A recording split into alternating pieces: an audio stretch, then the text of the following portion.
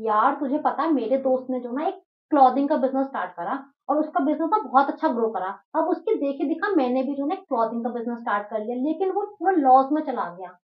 अब मैं क्या करूं, मुझे समझ में नहीं आ रहा कि हम दोनों का बिजनेस सेम था, लेकिन उसका बिजनेस ग्रो कर गया बट मेरा लॉस में चला गया। सबसे बड़ी प्रॉब्लम ही ये है, मैं क्या करूं, मुझे कुछ समझ में ही नहीं आ रहा। होता होगा ना आपके साथ भी ये कि भाई मैंने भी वो बिजनेस स्टार्ट करा, मेरे दोस्त ने भी वही बिजनेस स्टार्ट करा, लेकिन उसका बिजनेस ग्रो कर गया बट मेरा ग्रो नहीं करा। आज मैं इस वीडियो में आपको यही कंफ्यूजन को दूर करूंगी कि ऐसा क्यों होता है।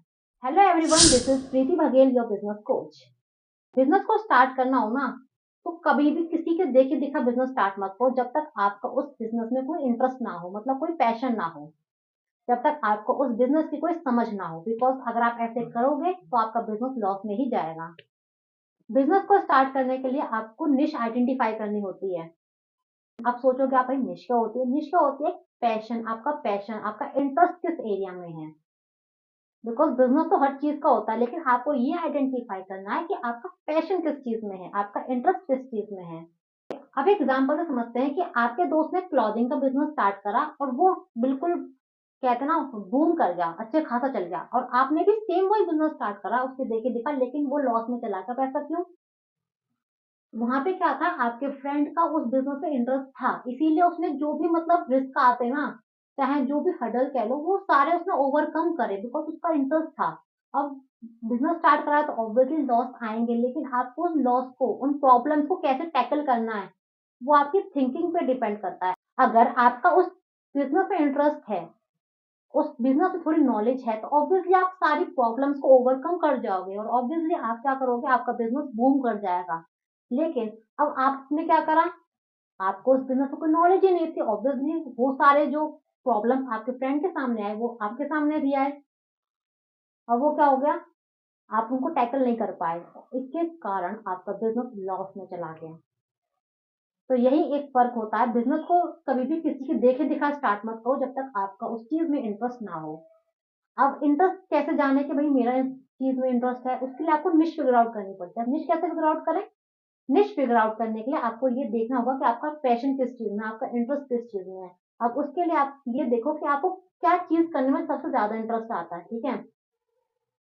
कि आप भाई आप जब उस चीज को करते हो, जब भी आप उस काम को करते हो, तो आप कभी बोर फील नहीं होते, चाहे उसमें कितनी भी प्रॉब्लम क्यों ना आ जाए, आप उसको ओवरकम करने का आपके अंदर एक पैशन होता है।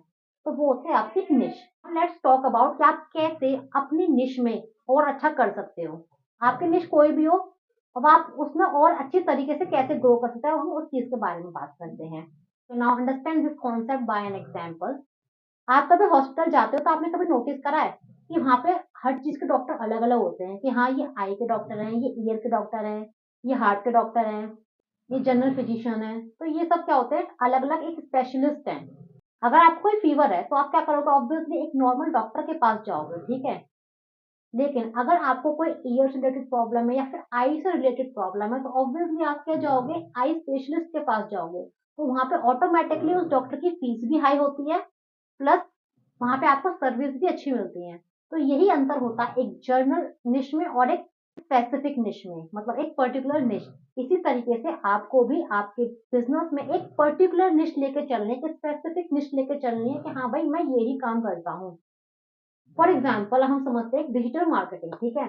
अब आपने क्या करा, डिजिटल मार्केटिंग सीखी, लेकिन अब डिजिटल मार्केटिंग तो बहुत बड़ी होती है, उसमें बहुत सारी चीजें आती हैं, लाइक एसईओ भी आ गए, ईमेल मार्केटिंग भी आ गए, बहुत कुछ आ गया।